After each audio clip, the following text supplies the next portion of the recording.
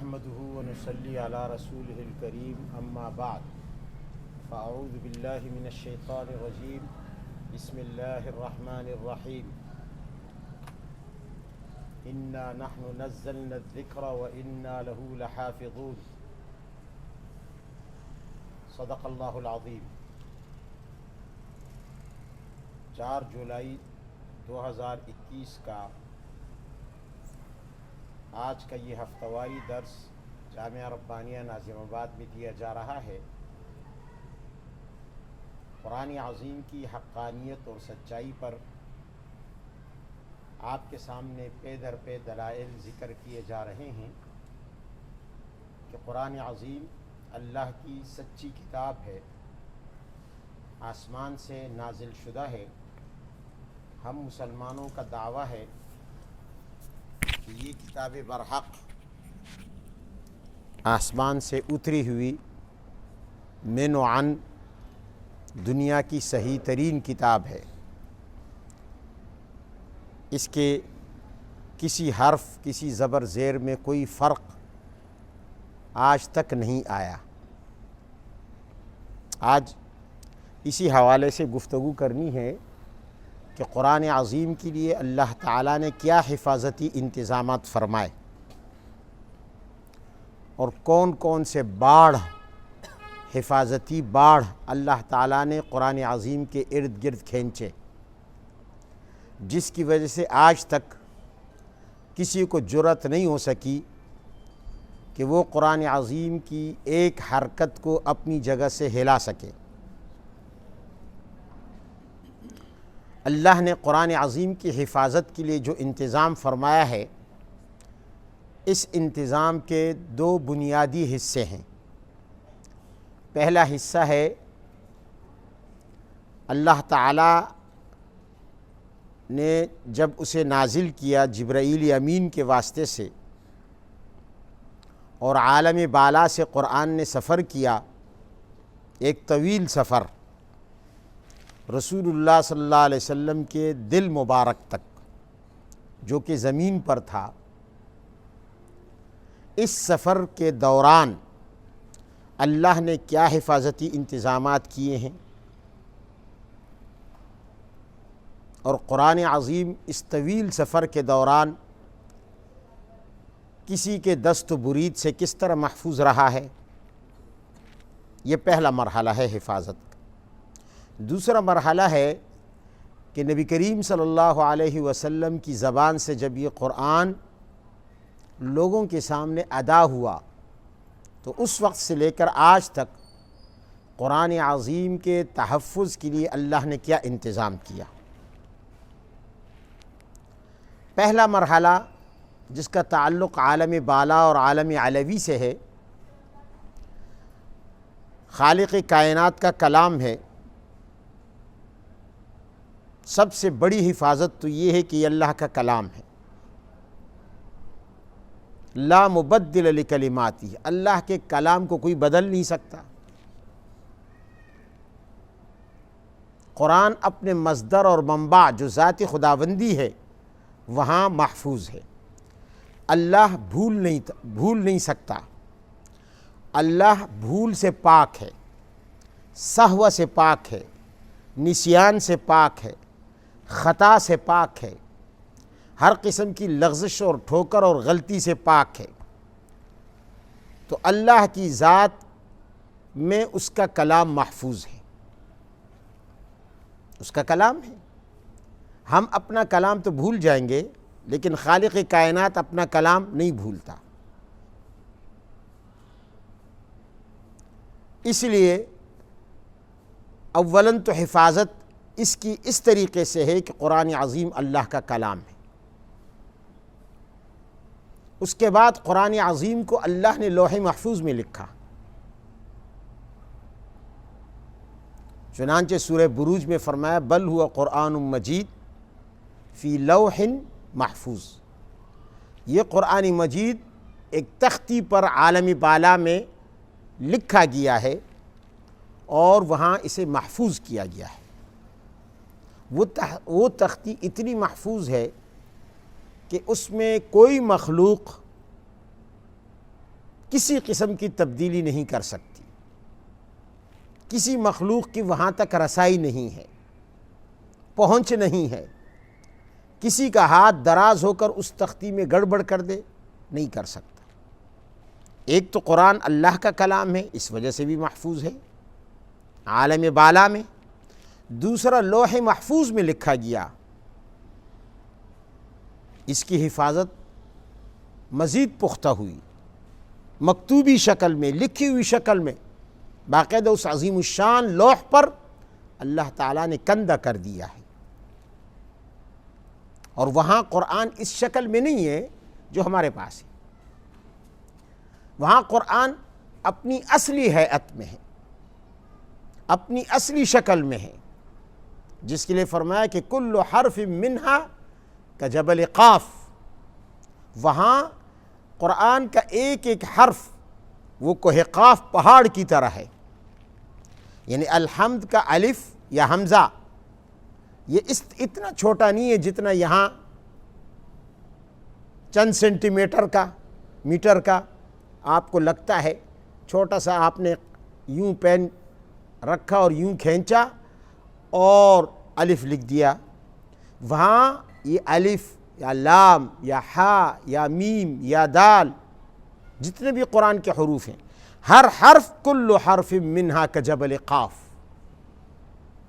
اپنی اصلی شکل میں، یعنی قرآن کی اصلی شکل اتنی عظیم الشان ہے، ہر حرف کی شکل اتنی عظیم الشان ہے۔ اس کے بعد اللہ تعالیٰ نے اس قرآن کے نزول کے لیے انتخاب کیا، تو انتخاب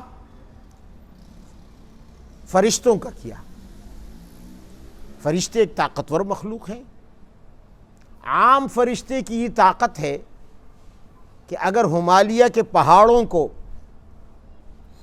ہاتھ میں پکڑ کر یوں آپس میں ٹکرا دے تو فرشتے کے لیے کوئی مشکل نہیں،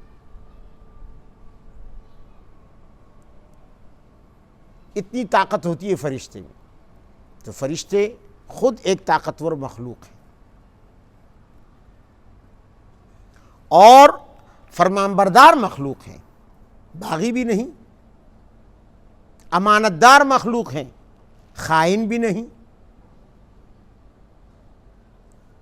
اس لیے کہ وہ زمینی کثافتوں سے پاک ہے، زمین کی قدورتوں سے پاک ہے۔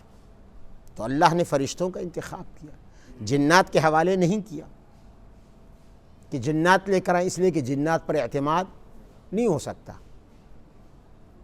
جنات قابل بھروسہ قوم نہیں، فرشتے قابل بھروسہ قوم ہیں۔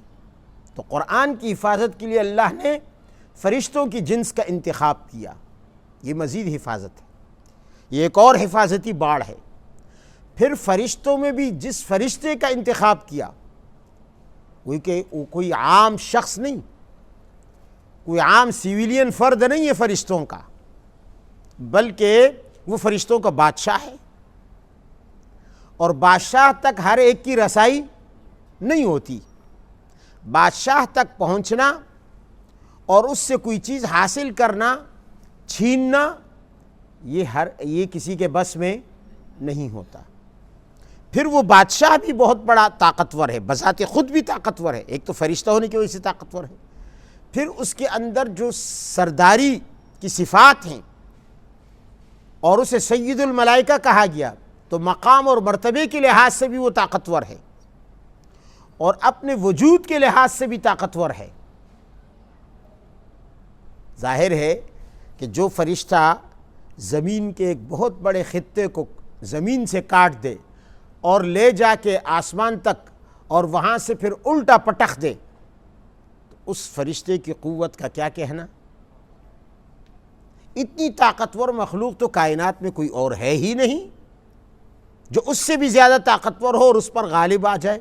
تو اللہ نے قرآن کے نزول کے لیے اولاً فرشتوں کا انتخاب کیا، ان کی جنس کا، اور پھر ان کی جنس میں سے ان کے سردار اور بادشاہ کا انتخاب کیا تاکہ قرآن محفوظ رہے۔ یہ وہ حفاظتی باڑ ہیں، یعنی ایک باڑ نہیں ہے، کئی باڑ ہیں۔ پھر ظاہر بادشاہ جب جاتا ہے کسی جگہ، وہ حرکت کرتا ہے، نقل و حرکت اس کی ایسی نہیں ہوتی عام بندے کی طرح، وہ پورے پروٹوکول کے ساتھ جاتا ہے، پورے اعزاز کے ساتھ جاتا ہے، لاؤ لشکر کے ساتھ نکلتا ہے، تاکہ بادشاہ کو کوئی نقصان۔ اول تو بادشاہ کا رعب اتنا ہے، ذاتی رعب بھی، طاقت بھی اس کی اتنی ہے، اور پھر اس کے چاروں طرف جب اس کے باڈی گارڈ ہوں، اور وہ بھی فرشتوں جیسی مخلوق، کسی اور مخلوق پر تو اعتماد بھی نہیں۔ ہر قوم اپنے بادشاہ کا تحفظ کرتی ہے، اس لیے کہ اپنی قوم سے زیادہ وفادار اور مخلص کون ہوگا؟ تو جب جبرائیل امین 7 آسمانوں کو طے کرتے ہوئے زمین تک آتے تو اکیلے نہیں آتے تھے، جیسے ایک شاہی جلوس نکلتا ہے اور ایک پروٹوکول کے ساتھ حکمران نکلتا ہے کسی سفر پر، اس طرح حضرت جبرائیل امین قرآن کو لے کر آتے۔ حدیث میں آتا ہے کہ سورہ انعام جو قرآن عظیم کی ایک سورت ہے اور تقریباً 1.25 پارہ پر مشتمل ہے، یہ سورہ انعام حضرت جبرائیل لے کر آئے ہیں تو کس شان سے لے کر آئے ہیں، کس پروٹوکول سے لے کر آئے ہیں؟ اللہ کے نبی نے فرمایا کہ جبرائیل امین کے ساتھ ان کے لشکر میں، ان کے قافلے میں سورہ انعام کو جس اعزاز کے ساتھ لایا گیا ہے وہ یہ کہ حضرت جبرائیل کے ساتھ باڈی گارڈ کے طور پر 70,000 فرشتے تھے۔ 70,000 فرشتے سورہ انعام کو لے کر آئے ہیں۔ کس مخلوق میں طاقت ہے کہ 70,000 فرشتوں سے لڑ سکے؟ کس مخلوق میں یہ طاقت ہے کہ وہ جبرائیل امین سے قرآن کی کوئی آیت، کوئی لفظ، کوئی شوشہ، کوئی حرکت، کوئی زبر زیر چھین سکے؟ 70,000 فرشتوں کی جلوہ میں حضرت جبرائیل آئے ہیں اور اللہ کے نبی کے قلب پر قرآن عظیم کی صورت اتاری ہے۔ تو جبرائیل آتے پروٹوکول کے ساتھ آتے، ایسے ایسے فرشتوں کے ساتھ آتے کہ ان کے لیے زمین کو تہس نہس کرنا یہ بائیں ہاتھ کا کھیل تھا۔ جیسے طائف کے سفر میں آپ نے سنا کہ اللہ کے نبی کو جب کافروں نے تنگ کیا تو حضرت جبرائیل نے فرمایا آپ حکم کریں، میرے ساتھ پہاڑوں کا فرشتہ ہے، ابھی 2 پہاڑوں کو ملا دے گا، طائف کے لوگ پس کر رہ جائیں گے، آپ حکم کریں۔ اس شان کے ساتھ، اس حفاظتی انتظام کے ساتھ قرآن عظیم آسمانوں سے آیا ہے اور نبی کریم صلی اللہ علیہ وسلم کی ذات پر نزل بہ الروح الامین، وہ روح لے کر آئی ہے جو امانت دار ہے جبرائیل امین کی۔ اور سورہ تکویر میں فرمایا انہ لقول رسول کریم مطاع ثم امین ذی قوت عند ذی العرش المکین مطاع ثم امین۔ فرمایا یہ جو قاصد، شاہی قاصد بن کر، بادشاہ کا قاصد بن کر، بادشاہ کا قاصد بن کر، شہنشاہ کا قاصد بن کر یہ قرآن لے کر آیا ہے، یعنی قرآن ایسا شاہی کلام ہے اور ایسا شاہی فرمان ہے، لے کر آنے والا بادشاہ ہے فرشتوں کا، سید الملائکہ، اور لے کر آتا ہے تو کس سے لے کر آتا ہے؟ جو شہنشاہ ہے پورے عالم کا۔ ایسے نہیں ہے کہ عام ایک کسی للو پنجو کے ہاتھ میں دے دیا کہ جاؤ یہ نبی علیہ السلام تک یہ آیتیں پہنچا دو۔ اتنے اہتمام کے ساتھ ذی قوت عند ذی العرش مکین مطاع ثم امین، قرآن عظیم نے اس بادشاہ کی صفات ذکر کی ہیں جس بادشاہ کو قاصد بنا کر بھیجا گیا اس کلام کے ساتھ۔ تو یہ حفاظتی باڑ کہ وہ طاقتور ہے، تمام فرشتے اس کی بات مانتے بھی ہیں، سنتے بھی ہیں، امانت دار بھی ہے۔ یہ اللہ نے کیوں فرمایا؟ یہ اسی لیے فرمایا ذی قوہ کہ بھائی کوئی اس سے چھین نہیں سکتا، اکیلا جبرائیل کافی ہے، لیکن ہم نے لاؤ لشکر کے ساتھ بھیجا۔ یہ انتظامات عالم علوی کے اس سفر کے لیے تھے تاکہ قرآن ہر طرح سے محفوظ رہے، کیونکہ اس سفر میں واسطہ جنات سے پڑ سکتا تھا، شیاطین سے پڑ سکتا تھا، اندھے کی مخلوق سے پڑ سکتا تھا۔ ممکن ہے کہ کوئی باغی مخلوق کوئی کہہ دیتا کہ یہ آسمانوں سے نازل ہوتے ہوئے اس کی حفاظت میں رکھ نہ آیا، لہٰذا یہ قرآن قابل اعتماد کتاب نہیں ہے۔ ممکن ہے کہ کسی نے راستے میں چھینا جھپٹی کر لی ہو، جبرائیل کی جیب کاٹ دی ہو اور پتہ نہ چلا ہو جبرائیل کو، یا زبردستی اس سے وہ بیگ ہی چھین لیا ہو جس سے جبرائیل جو ہے، جس میں جبرائیل نے آیتیں رکھ کر، صورتیں رکھ کر وہ لا رہے تھے۔ نہیں، اتنی حفاظتی انتظامات کے ساتھ، تاکہ قیامت تک ہر انسان کا ذہن ہر طرح کے شک اور شبے سے پاک ہو جائے کہ یہ جو کروڑوں میلوں کا سفر ہے یہ بالکل پرامن طریقے سے طے ہوا ہے اور قرآن عظیم محفوظ طریقے سے آیا ہے۔ اس کے بعد نبی کریم صلی اللہ علیہ وسلم تک جب قرآن پہنچا تو خود نبی علیہ السلام کی ذات ایک باڑ ہے۔ ہر آدمی قرآن عظیم کے نزول کو برداشت نہیں کر سکتا تھا۔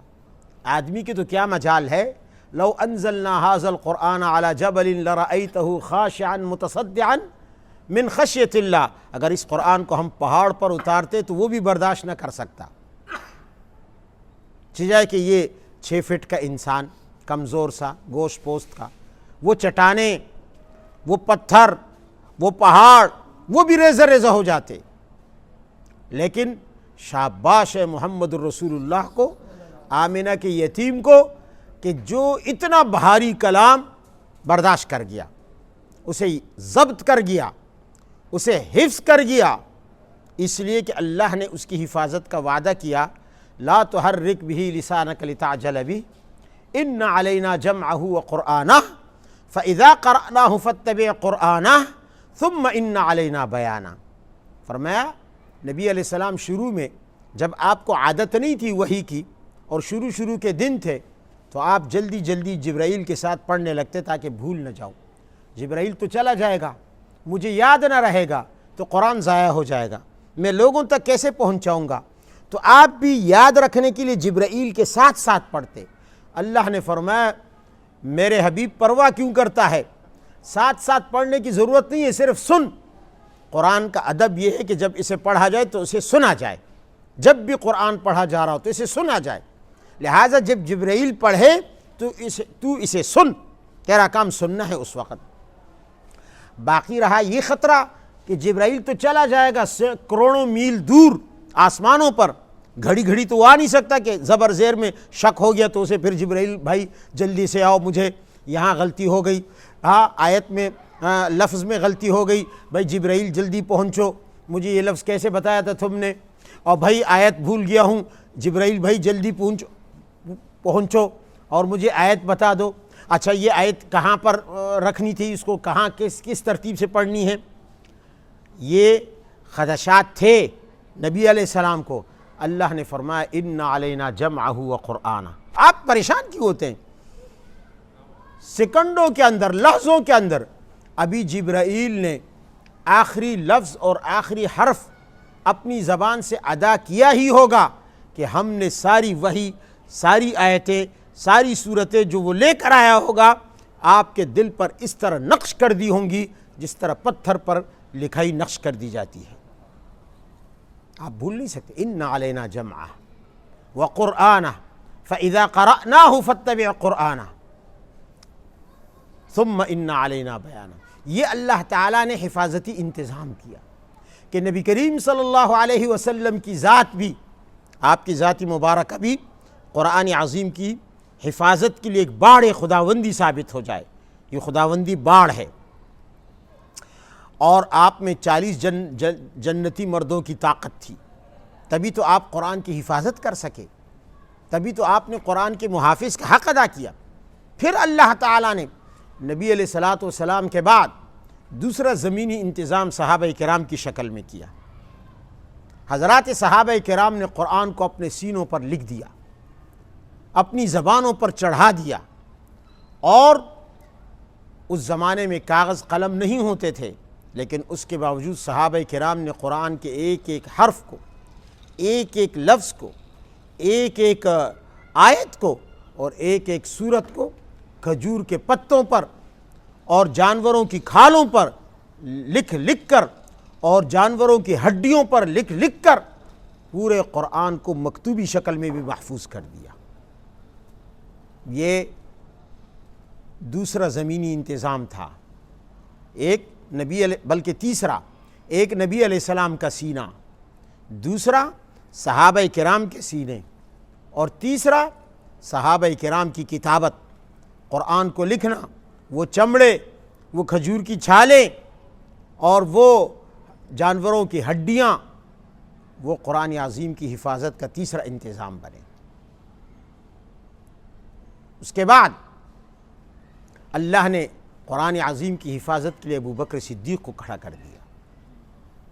حضرت ابو بکر نے قرآن عظیم کی حفاظت کا حق ادا کر دیا کہ تمام ان کھجوروں کے پتوں پر اور ان کی چھالوں پر اور لکڑیوں پر اور ہڈیوں پر لکھا ہوا قرآن وہ ابو بکر نے صحف کی شکل میں محفوظ کر دیا، صحیفوں کی شکل میں، اسے صحیفے کی شکل دی، اور اس طرح وہ قرآن جمع ہوا، محفوظ ہوا۔ ورنہ خدشہ تھا کہ جن صحابہ کرام نے قرآن اپنے سینوں میں جمع کیا ہے، جہاد کے میدانوں میں وہ قربانیاں دیتے ہوئے شہید ہو جاتے تو ایک دن قرآن بھی ضائع ہو جاتا، لیکن اللہ نے قرآن کو محفوظ رکھنا تھا۔ یہ قرآن کی حفاظت کا انتظام ہے، وہ الہی باڑ ہے جو اللہ نے قائم کیا۔ پھر اللہ نے حضرت امیر المؤمنین عثمان ابن عفان کو کھڑا کر دیا۔ یہ پانچواں حفاظتی باڑ ہے زمینی جو اللہ نے قرآن کے ارد گرد حضرت عثمان اور حضرت زید کی شکل میں قائم کیا۔ انہوں نے، حضرت عثمان رضی اللہ تعالی عنہ نے، حضرت زید نے حضرت ابوبکر کے دور میں، اور حضرت عثمان کے قرآن کو باقاعدہ کتابی شکل میں محفوظ کیا، اور حضرت عثمان نے پھر قرآن عظیم کو ایک سرکاری نگرانی میں، اپنی نگرانی میں اور صحابہ کرام کی نگرانی میں قرآن عظیم کے مختلف نسخوں کو یکجا کر کے ایک متفق علیہ جس پر تمام صحابہ کرام کا اتفاق تھا، صحیفوں کو مصحفوں کو جاری کر دیا، مصحف کی شکل دے دی جسے مصحف امام اور مصحف عثمانی کہا جاتا ہے۔ یہ وہ انتظام تھا، اور اس کے بعد اللہ نے پھر اس قرآن کے لیے اگلا انتظام یہ کیا اس کی حفاظت کے لیے کہ انسانوں کے سینوں کو کھول دیا۔ کیا بچہ، کیا بڑا، کیا جوان، کیا بوڑھا، کیا عربی، کیا عجمی، سب کے سب اس قرآن کے در پہ ہو گئے، اسے یاد کرنے لگ گئے۔ جن کی زبان عربی نہیں تھی اللہ تعالیٰ نے ان کے لیے بھی آسان کر دیا۔ وَلَقَدْ يَسَّرْنَا الْقُرْآنَ لِلذِّكْرِ فَهَلْ مِن مُدَّكِرٍ۔ اللہ نے علماء کو کھڑا کر دیا، اور بالخصوص حضرت عثمان کے بعد قرآن کی حفاظت کے لیے اللہ نے امام اعظم امام ابو حنیفہ کو کھڑا کر دیا۔ آپ نے قرآن عظیم میں ہر طرح کی تغییر و تبدل کے راستے بند کر دیے، ایسے اصول استنباط کے وضع کر دیے۔ آپ نے فرمایا کہ کوئی خبر واحد قرآن عظیم پر اس کے ذریعے زیادتی نہیں ہو سکتی۔ آپ کا یہ اصول، یہ زرین اصول ہے، سونے سے لکھنے کے قابل ہے، یہ قرآن کی حفاظت کے لیے ہے۔ اللہ نے انہی حفاظتی انتظامات میں سے ایک انتظام یہ کیا کہ ایسی زبان میں اتارا جو ہمیشہ کے لیے زندہ اور جاوید زبان ہے۔ آج تورات نہیں ہے محفوظ، آج انجیل نہیں ہے محفوظ، کیوں؟ اس لیے کہ ان کی زبانیں محفوظ نہیں، زبانیں ختم ہو گئیں، مردہ ہو گئیں۔ آج سریانی زبان کا بولنے والا پوری دنیا میں کوئی نہیں ہے۔ آج اسی لیے اصل انجیل کہیں نہیں ملتی جو سریانی زبان میں اتری، اصل عبرانی زبان کہیں نہیں ہے، ابھی اسرائیل نے اپنے قیام کے بعد پھر سے عبرانی زبان کی تشکیلی جدید کی ہے، تشکیلی نو کی ہے، لیکن کیا ثبوت ہے کہ یہ وہی عبرانی ہے؟ چند سالوں کے بعد زبان تبدیل ہوتی ہے، چند میلوں کے فاصلے پر، 25 میل کے فاصلے پر زبان تبدیل ہوتی ہے۔ انہوں نے کون سی عبرانی زندہ کی ہے؟ اور کیا ثبوت ہے ان کے پاس کہ یہ اصل عبرانی ہے جس میں تورات جو آج سے ہزاروں سال پہلے اتری ہے؟ تو اصل عبرانی آج دنیا میں باوجود اس کے کہ یہودیوں نے کوشش کی، محفوظ نہیں ہے۔ اللہ نے عربی زبان کا انتخاب کیا بلسان عربی تاکہ قرآن عظیم ہمیشہ کے لیے محفوظ رہے، اس لیے کہ عربی زبان بذات خود زندہ اور جاوید زبان ہے۔ اس کے اندر اللہ نے ایسی کشش رکھی کہ دنیا کے انسان عربی کی طرف ایک طبعی اور فطری کشش رکھتے ہیں، خواہ وہ عربی زبان نہ جانتے ہوں، لیکن ان کو عربی میں جو حلاوت ملتی ہے وہ کسی اور زبان میں نہیں ملتی۔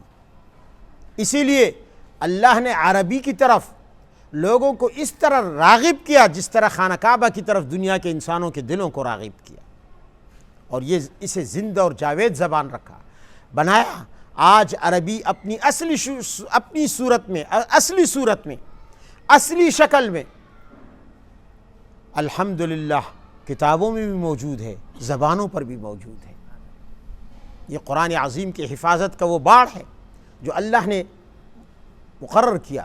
یہی وجہ ہے کہ قرآن عظیم کی عربی تو پھر عام عربی سے بھی ایک الگ نرالی شان رکھتی ہے۔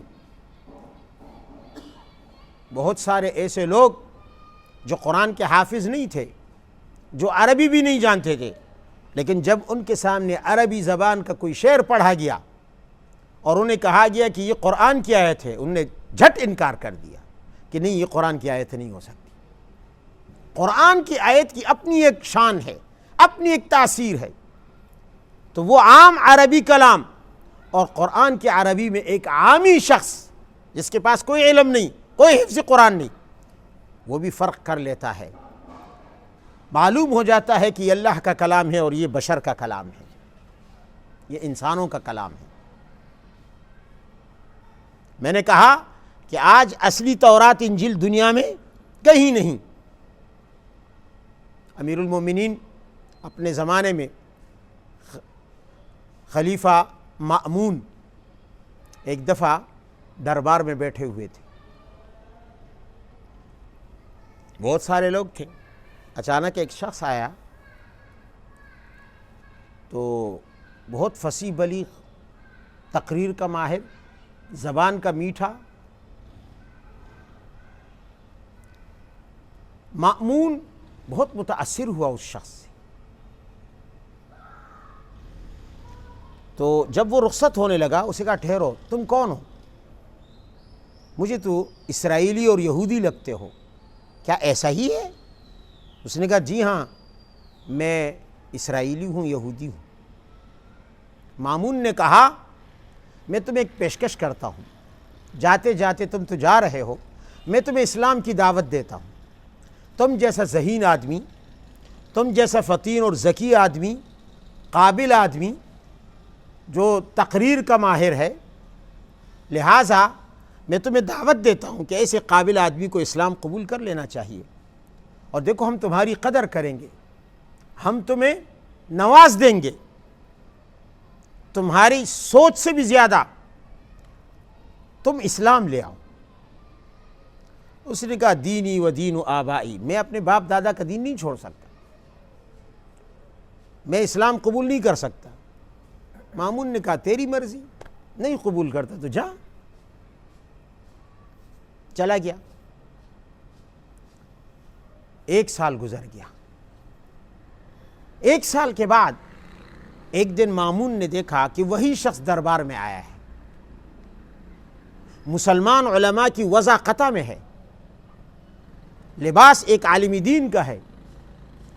گفتگو جب اس نے شروع کی تو علم فقہ کے مسائل پر اس نے گفتگو شروع کی۔ مامون بڑا حیران ہوا، اسے غور سے دیکھا، پوچھا الست صاحبنا، بھائی تم وہ پچھلے سال والے یہودی تو نہیں ہو؟ اس نے کہا جی ہاں امیر المومنین، میں وہی یہودی ہوں، اسرائیلی ہوں۔ تو بھائی یہ فقہ تم نے کہاں سے سیکھی؟ تمہارا فقہ سے کیا کام؟ یہ تو مسلمان علماء کا کام ہے، اور تو یہودی ہے، تو نے تو اسلام قبول کرنے سے انکار بھی کیا تھا، تو یہ کیا ماجرا ہے؟ اس نے کہا امیر المؤمنین بات یہ ہے کہ جب میں یہاں سے نکلا تو آپ کی پیشکش پر میں نے غور کیا۔ اس وقت میں نے پیشکش قبول اس لیے نہیں کی کہ دنیا یہ نہ کہے کہ اس نے انعام کی لالچ میں اسلام قبول کیا ہے۔ میں یہاں سے نکلا، میں نے کہا کہ دنیا میں 3 بڑے مذہب ہیں، ایک ہمارا مذہب ہے یہودی، ایک عیسائی مذہب ہے، اور ایک مسلمانوں کا مذہب ہے، اور ان میں سے ہر ایک کی اپنی اپنی کتاب ہے۔ چلو میں ذرا آزمائش کرتا ہوں، ان تینوں مذہبوں کی آزمائش کرتا ہوں۔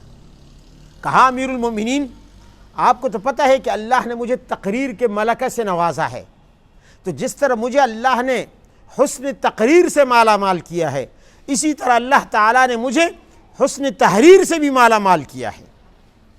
میں بہترین خطاط ہوں، بہترین خوشنویس ہوں، میں خوبصورت لکھائی سے کوئی بھی تحریر لکھ سکتا ہوں۔ تو میں نے پہلے کیا میں نے تورات لکھی، تورات لکھی بڑی خوبصورت، ایسے نقش و نگار کے ساتھ، ایسی خوبصورت لکھائی کے ساتھ، بس آدمی دیکھتا رہ جائے۔ میں نے وہ خوبصورت تورات، اس میں گڑبڑ یہ کر دی کہ کچھ اس کی آیتیں آگے پیچھے کر دی، کچھ نکال دی، کچھ اپنی طرف سے بڑھا دی۔ اور بہت خوبصورت، اس زمانے میں چھاپ خانے تو نہیں ہوتے تھے نا، ہاتھ سے لکھتے تھے۔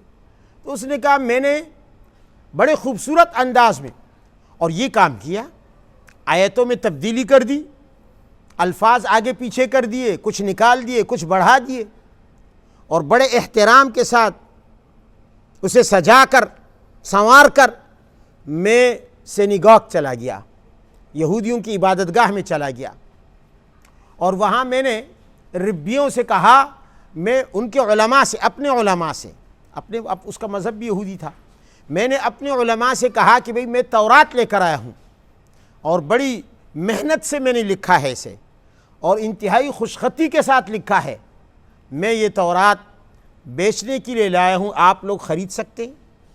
انہوں نے کہا دکھاؤ۔ دیکھا، ان کو پسند آیا۔ بڑے بڑے علماء تھے وہاں یہودیوں کے، ربی تھے، انہوں نے جھٹ وہ تورات مجھ سے خرید لی۔ میں نے پیسے لیے، جیب میں رکھے، واپس آیا۔ ان کو آج تک پتہ نہیں چلا کہ اس تورات میں نے گڑبڑ کی ہے۔ پھر میں نے انجیل لکھنی شروع کر دی، بڑے خوبصورت تحریر سے میں نے انجیل لکھی، اور اسے سجا کر سنوار کر میں چلا گیا چرچ، گرجا گیا، اور گرجا میں جانے کے بعد میں نے وہاں کے پادریوں کو جمع کیا، ان کو کہا کہ بھائی میں ایک نایاب نسخہ لے کر آیا ہوں جسے میں نے تحریر کیا ہے خوشخطی کے ساتھ، ایسا خط کہ دیکھتے رہ جاؤ، لیکن اس میں بھی میں نے گڑبڑ کر دی تھی، کچھ آیتیں نکال دی تھی، کچھ آیتیں بڑھا دی تھی، کچھ الفاظ آگے کر دیے، کچھ پیچھے کر دیے، ترتیب الٹ دی۔ عیسائیوں کے، مسیحیوں کے اور نصرانیوں کے علماء نے، ان کے پادریوں نے جلدی جلدی وہ لی، اسے چوما، دیکھا، سب نے دیکھا، الٹ پلٹ کر دیکھا، فوراً انہوں نے کہا کہ بھئی دام بتاؤ۔ میں نے کہا اتنے اتنے دام ہیں، پیسے نکالے اور مجھے دیے، اور میں چلتا بنا۔ آج تک ان کو پتہ نہ چلا کہ میں نے اس انجیل میں گڑبڑ کر دی ہے۔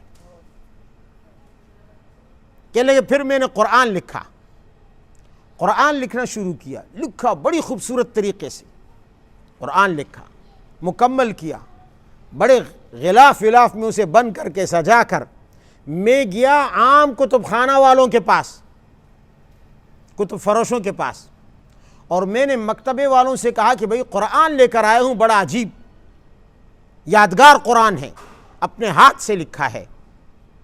وہ علماء نہیں تھے، وہ کتابیں بیچنے والے، مکتبے والے تھے۔ انہوں نے کہا اچھا، تو کہا میں نے اس قرآن میں بھی کچھ آیتیں آگے پیچھے کر دی، کچھ الفاظ آگے پیچھے کر دیے، کچھ نکال لیے کچھ بڑھا دیے۔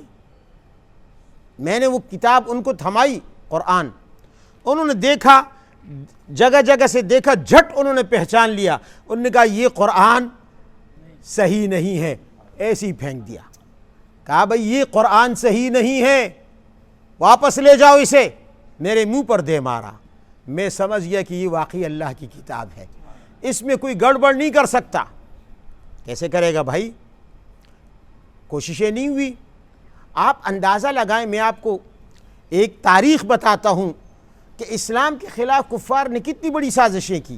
نبی علیہ السلام کے دور میں کہا لا تسمعوا لہذا القرآن، قرآن مت سنو، شور کرتے تھے، حتیٰ کہ قرآن کو روکنے کے لیے پھر اس یہودی نے کہا کہ میں اسی وقت مسلمان ہو گیا، اسی وقت میں مسلمان ہو گیا۔ تو میں عرض یہ کر رہا تھا کہ قرآن کو آپ اللہ تعالیٰ نے کس طرح بچا کے رکھا دشمنوں کی دست برد سے۔ ایک تاریخ ہے، جب قرآن نازل ہونا شروع ہوا تو مشرکین نے کیا کہا؟ لا تسمعوا لہذا القرآن، شور کرو، اس کو مت سنو۔ پھر جب ان سے نہ ہو سکا تو میدان میں اتر پڑے تلواریں لے کر قرآن کو روکنے کے لیے۔ یہ ساری تگ و دو ان کی قرآن کو روکنے کے لیے تھی، ان نے اپنی جانیں قربان کر دی، کام آ گئے۔ مقصد کیا تھا کہ قرآن کو پھیلنے سے روک دیں، لیکن روک سکے؟ نہیں روک سکے۔ اچھا یہ تو نہ روک سکے، لیکن ان کو یہ ہمت بھی نہ ہو سکی کہ ایک جعلی قرآن اپنی طرف سے بنا کر جو اصلی قرآن ہے اسے مشکوک کر دیں۔ کر سکے؟ نہیں کر سکے، یہ ہمت ان کو نہ ہو سکی۔ چلتے چلتے آگے ہر دور میں جب ایک وقت ایسا آیا کہ مسلمان پھیل گئے، زمین پر خلافت قائم ہو گئی، اسلام دنیا کے کونے کونے تک پہنچا، تو مسلمان اس وقت سست ہو گئے، وہ جذبہ کم ہو گیا جو کفر کے مقابلے میں ان کے اندر تھا، ڈھیلے پڑ گئے، غفلت کا شکار ہو گئے۔ اس وقت پھر دشمنان قرآن نے میدان میں آ کر خم ٹھونک کر مسلمانوں پر تلواریں اٹھا کر انہوں نے جنگیں مسلط کی۔ کتنے بڑے بڑے فتنے آئے، کتنے بڑے بڑے فتنے آئے بھائی۔ صلیبیوں کا فتنہ آیا، تاتاریوں کا فتنہ آیا، مغلوں کا فتنہ آیا، باطنیوں کا فتنہ آیا، روافظ کا فتنہ آیا۔ یہ تو بڑی طاقتیں تھیں جو میدان میں خم ٹھونک کر آئی۔ پھر کتنے فرقے بنے، کیونکہ اسلام پھیلا تو عجم کے لوگ بھی آئے، مختلف اپنے اپنے مذاہب کے خیالات بھی لے کر اسلام میں داخل ہوئے، اور اپنے خیالات کو اسلام میں داخل کرنے کی کوشش کی، جس کی وجہ سے فرقے بنتے گئے۔ یہ معتزلہ کا فرقہ، یہ حشویہ کا فرقہ، یہ شیعوں کے فرقے، اور شیعوں میں تو 72 فرقے، اور یہ جناب جہمیہ ہیں، یہ کرامیہ ہیں، یہ مرجئہ ہیں، یہ فلاں ہیں، یہ فلاں ہیں، سینکڑوں فرقے بنے۔ یہ سب اسلام کے خلاف، اسلام کو برباد کرنے کے لیے بنے، تاکہ وہ عجمی خیالات اسلام کے نام پر اسلام میں داخل کر سکیں۔ لیکن ان میں سے کسی کو یہ جرأت نہ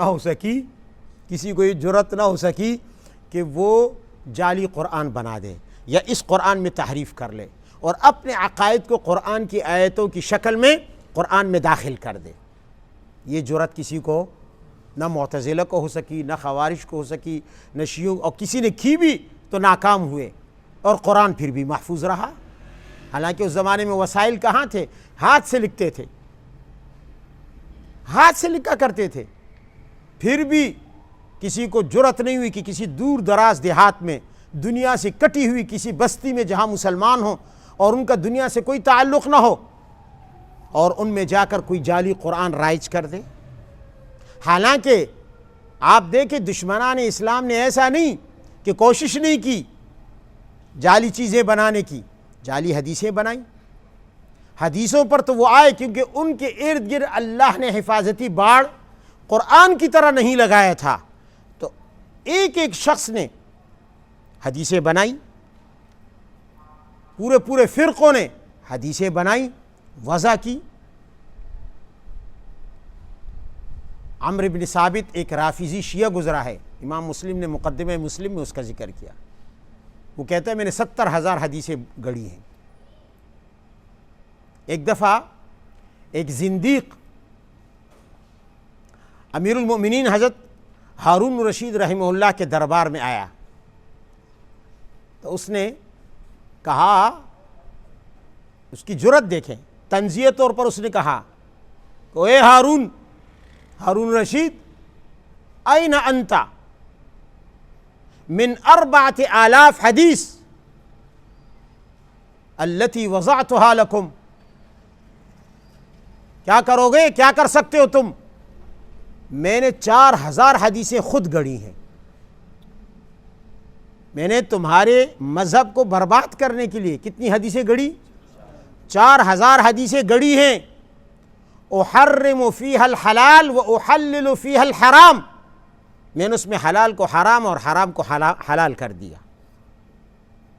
لم یقل النبی صلی اللہ علیہ وسلم منہا شیئا, لم یقل النبی منہا شیئا, تمہارے پیغمبر نے ایک لفظ ایک حرف بھی اس میں نہیں کہا, سب میں نے اپنی طرف سے گڑھا ہے.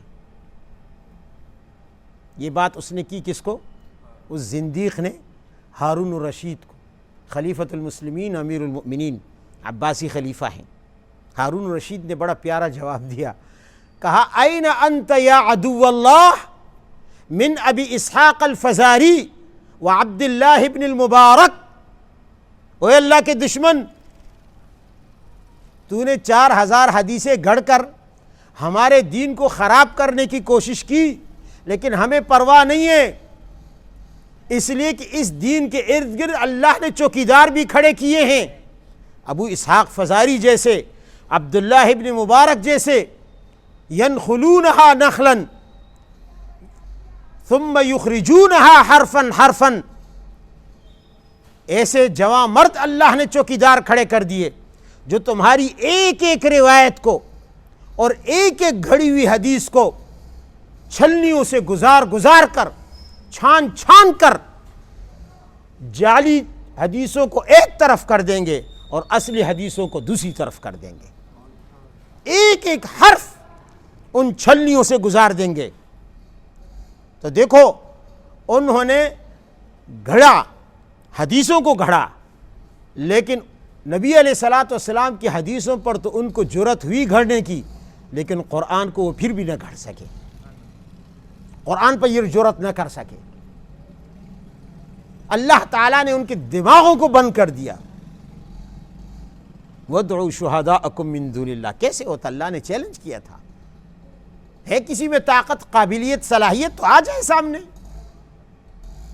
تو اگر قرآن میں قرآن جیسا کلام بنا کر داخل کر دیتے, یہ کوششیں کی ہیں لیکن لوگوں نے پہچان لیا کہ یہ جعلی کلام ہے, یہ مصنوعی کلام ہے. تو میں عرض یہ کر رہا تھا کہ یہ کوششیں لوگوں نے کی, پھر یہ اتنے بڑے فتنے, پھر استعمار کا فتنہ جو جدیدیت کا فتنہ ہے, سوشلزم کا فتنہ, کمیونزم کا فتنہ, سب آئے. دین کے دشمن, قرآن کے دشمن, نبی علیہ السلام کی سیرت کو داغدار کرنے کی کوشش کی, مستشرقین کا فتنہ, نبی علیہ السلام کی سیرت پر کتابیں لکھی تاکہ ان کی سیرت کو داغدار کیا جائے, اعتراضات کھڑے کر دیے اسلام کے خلاف تاکہ لوگوں کے ذہنوں کو زہریلا کر دیا جائے. لیکن شاباش ہے قرآن کو کہ اس کے قریب بھی نہ پھٹا سکے. اپنی تمام تر سازشوں کے باوجود وہ قرآن عظیم میں تحریف پیدا, جبکہ ان کے پاس دولت بھی تھی, جبکہ ان کے پاس حکومتیں بھی تھی, جبکہ ان کے پاس وسائل اور طاقتیں بھی تھی, جبکہ اس زمانے کی بات ہے کہ جب مسلمان پرنٹنگ مشینوں سے ناآشنا تھے, یہ پرنٹنگ پریس کی مشینیں بھی وہاں تھی کافروں کے پاس, پھر بھی وہ جعلی قرآن اصلی قرآن کو مشکوک بنانے کی خاطر نہ چھاپ سکے, اور اگر چھاپا بھی ہو, کوشش بھی کی ہو تو ناکام رہی ان کی کوششیں, اور مسلمانوں میں جعلی قرآن نہ پھیلا سکے.